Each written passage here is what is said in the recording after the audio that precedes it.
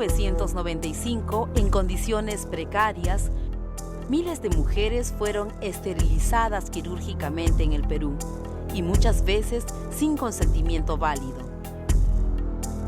Como parte de la ejecución del Programa Nacional de Salud Reproductiva y Planificación Familiar durante el gobierno de Alberto Fujimori.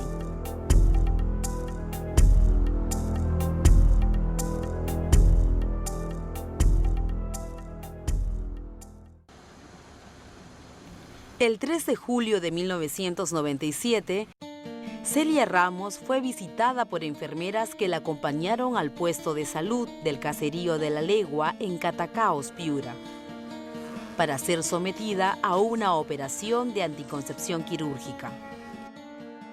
Eran las 4 de la tarde y ella no volvía. Se supone que era una operación muy sencilla, que no iba a tardar más de 20 minutos, 30 minutos.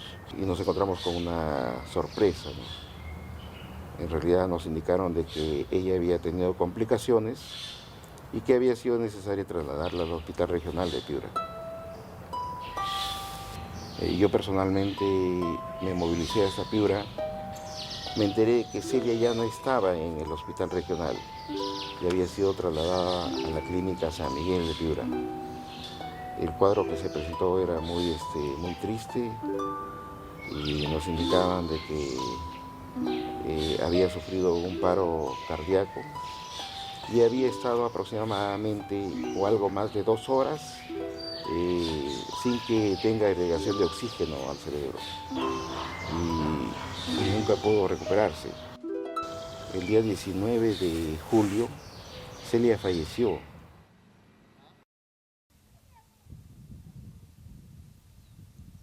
El 27 de marzo de 1998, Mamérita Mestanza accedió a la ligadura de trompas, tras ser amenazada con prisión por tener más de 5 hijos. Luego de la operación, sufre una infección posoperatoria y no es atendida a tiempo por los médicos del distrito de La Encañada, en Cajamarca. Y donde yo pedía que ella tenga reposo, pues, que era de unos 3 o 4 días. Y donde le dieron su alta a las 5 de la tarde. Y donde yo me regresé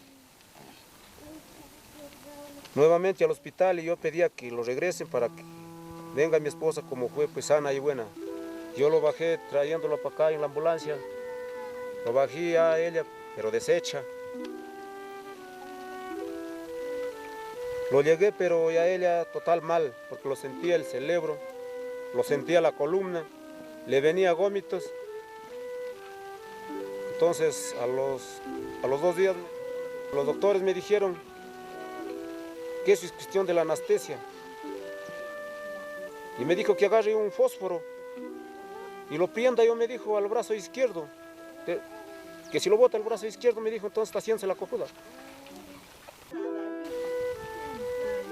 Y donde cuando ya falleció, me voy nuevamente a sentar la papeleta de función, donde salió el doctor Martín Ormeños y me dijo, cállate, ya no, pues hermano, no sucedió esta desgracia.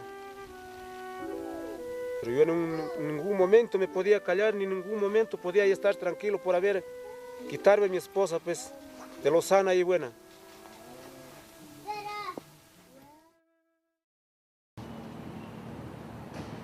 Ya desde el año 1995, el Centro de la Mujer Peruana Flora Tristán recibe una serie de denuncias de mujeres que habían sido víctimas de trato inadecuado en servicios públicos de salud de diversas provincias del Perú. Flora Tristán, liderada por la doctora Julia Tamayo, inicia una investigación sobre estos hechos juntamente con Clave en Perú. Y luego de los 2 meses de hacer entrevistas a profundidad a las mujeres que acudían a los servicios de salud, hacer entrevistas también a los propios operadores del servicio de salud y a diversas organizaciones sociales de las regiones que habíamos visitado, retornamos con nuestros primeros hallazgos. Entonces se verificó de que habían festivales de ligaduras de trompas, que habían entrega de alimentos a cambio de las esterilizaciones, y habían sido muchas de ellas forzadas. Forzadas porque iban a una consulta diferente y terminaban sin saber, anestesiadas y luego operadas. No solamente era coacción hacia las mujeres, sino también coacción hacia el personal de salud para que cumplan las determinadas metas, ¿no? Y esta documentación fue analizada, en este caso por la Defensoría del Pueblo, quien ya hizo el primer reporte, ¿no? Y en el caso de CLAD en Perú, sacó el segundo reporte de derechos humanos, que fue nada personal. La Defensoría del Pueblo realizó 3 informes defensoriales, encontrando graves problemas referidos a la aplicación del programa de planificación familiar del gobierno de Alberto Fujimori. La Defensoría planteó los casos como lesiones graves dolosas, es decir, intencionales. Y en el Ministerio Público se fueron cambiando como lesiones imprudentes, culposas. En el derecho penal eso es evidente, un tratamiento muchísimo más benigno del caso. Por eso los trataron como lesiones negligentes. ¿Qué pasa cuando uno trata estos casos como lesiones negligentes? Los plazos de prescripción son cortos y todos los casos prescribieron. El 11 de diciembre de 2009, la segunda instancia, a cargo del fiscal José Luis Cortés Pineda, archivó definitivamente la denuncia del caso de esterilizaciones forzadas. ¿Por qué el hecho no es doloso?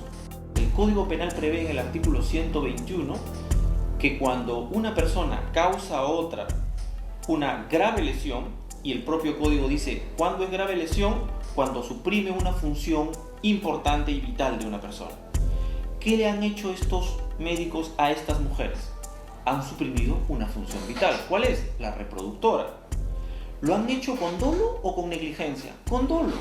¿Y qué cosa es dolo? Conocer lo que se está haciendo y decidir lo que se está haciendo. La pregunta es, ¿estos médicos sabían que estaban suprimiendo una función vital a una mujer? Por supuesto. ¿Decidieron hacerlo? Sí. ¿Operaba el consentimiento de ellas? No. ¿Qué es eso? Dolo. Entonces, creo que ahí hay una gravísima responsabilidad del Ministerio Público expresada en estos fiscales. En el año 2003 se firma el Acuerdo de Solución Amistosa entre el Estado y las instituciones copeticionarias, DEMUS, CLADEM, APRODE, CRR y CEGIL, por el caso de Mamérita Mestanza, víctima mortal del programa de anticoncepción quirúrgica. Pero el acuerdo, creo que mucho más importante para el caso en sí y la justicia, es el acuerdo de investigar y sancionar a todos aquellos responsables involucrados en la política de esterilización forzada. No solamente de los médicos que estuvieron involucrados en el tema, sino también de aquellos jueces y fiscales que no protegieron a aquellas víctimas que fueron a solicitar justicia.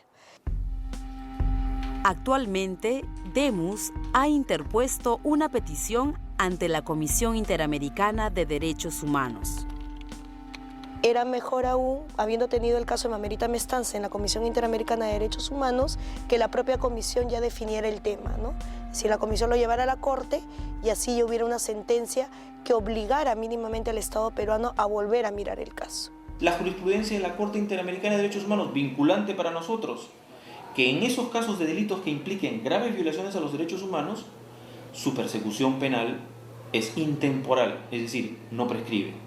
Por lo tanto, está abierta la posibilidad de la persecución de todos estos casos si se les considera como delitos que implican graves violaciones a los derechos humanos. Segundo lugar, estos casos también pueden ser considerados crímenes de lesa humanidad. Por norma jus cogens, desde más o menos 1950, si un hecho se considera un crimen de lesa humanidad, tampoco prescribe.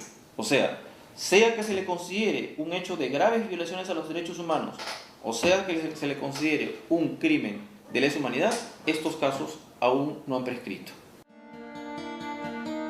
A pesar de las pruebas existentes sobre la vulneración de sus derechos reproductivos, las mujeres víctimas de esterilización forzada aún no han accedido a la justicia.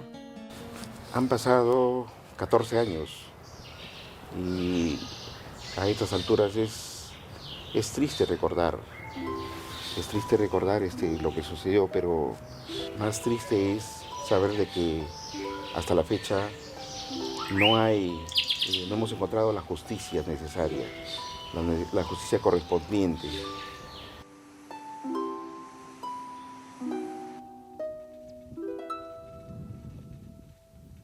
Cuando no tenemos conocimiento, eso es lo que aprovechan los doctores y dicen,